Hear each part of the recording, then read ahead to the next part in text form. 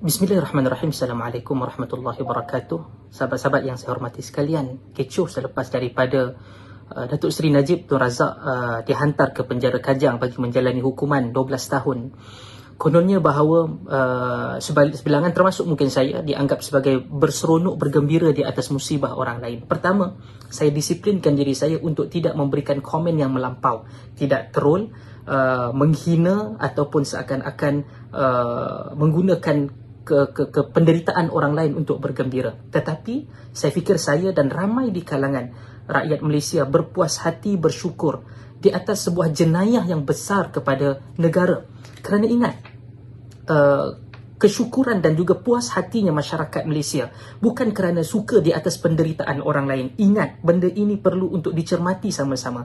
Kerana Najib Razak ketika menjadi Perdana Menteri dan juga Menteri Keuangan, beliau bukan bertindak dalam keadaan yang biasa-biasa.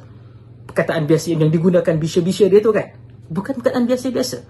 Beliau telah menyalahgunakan kuasa secara angkuh, secara zalim, dengan memecat seluruh instrumen negara bagi mengelakkan beliau didakwa dan ditangkap. Ini bukan benda kecil ya. Beliau telah membuang AG Tan Sri Gani Patail apabila dikatakan bahawa Tan Sri Gani Patail bersedia untuk mendakwa beliau. Beliau telah memecat Timbalan Perdana Menteri ketika itu Tan Sri Mahyudin, walaupun beliau khianat dalam Kerajaan Pakatan Harapan, tapi itu yang berlaku. Juga memecat Datuk Seri Syafiee Apdal. Juga terpaksa untuk diturunkan dan dipecat Datuk Seri Mukhris Mahathir ketika itu menjadi Menteri Besar Kedah. Juga membuang ataupun meletakkan, memindah Datuk Seri Shukri Abdul sebagai Ketua Pengarah SPRM ketika itu apabila bersama dengan AG untuk mendakwa Datuk Seri Najib. Beliau bukan main-main ketika mana mempertahankan salah guna kuasa, salah laku dan juga pencurian dan perompakan terhadap harta negara. Dan saya ingin bagi tahu juga jumlah hutang, dan ini bukan hanya kerana Najib Tun Razak, batang tubuh dia. Hasil daripada kerja beliau, seluruh daripada kita, saya, tuan-tuan, saudara-saudari, seluruh rakyat Malaysia menanggung beban hutang. Dia masuk ke dalam 12 tahun dalam penjara, ataupun a'udzubillah, kita berlindung, Agung tidak akan memberikan pengampunan diraja kepada beliau kerana ini jenayah besar. Kalau dia dapat pengampunan ke 12 tahun, kita semua terpaksa membayar hutang 1MDB dan SRC lagi. Saya nak bagi tahu, setakat Jun 2021, pada Jun 2021, Tengku Zafrul, Menteri Kewangan kerajaan ini yang sekarang Ahli UMNO, Bendahari UMNO Negeri Selangor, menyatakan melalui Mei 2021 sahaja, jumlah hutang 1MDB yang telah pun dibayar 12.54 bilion. 1MDB sahaja.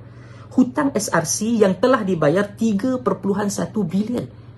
Banyak tu, bukan sikit-sikit. Dan baki dia berapa? Untuk 1MDB, baki yang perlu dibayar 39.66 bilion.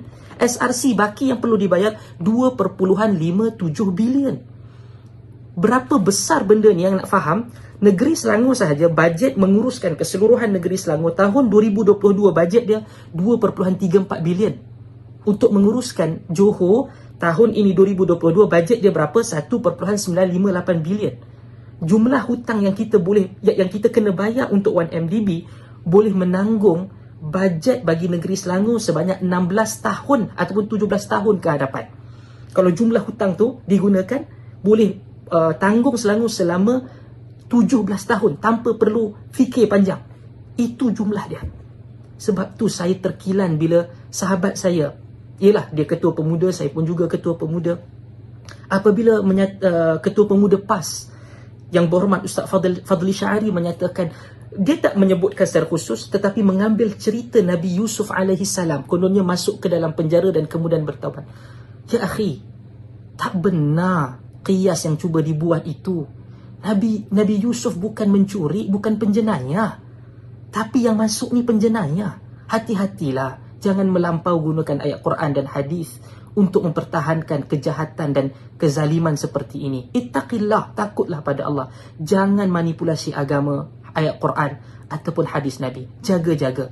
Tapi kita bergembira dalam keadaan yang terkawal dan jangan melampau. Itu sahaja teguran saya dan juga pandangan saya. Sekian. Wassalamualaikum warahmatullahi wabarakatuh. Terima kasih.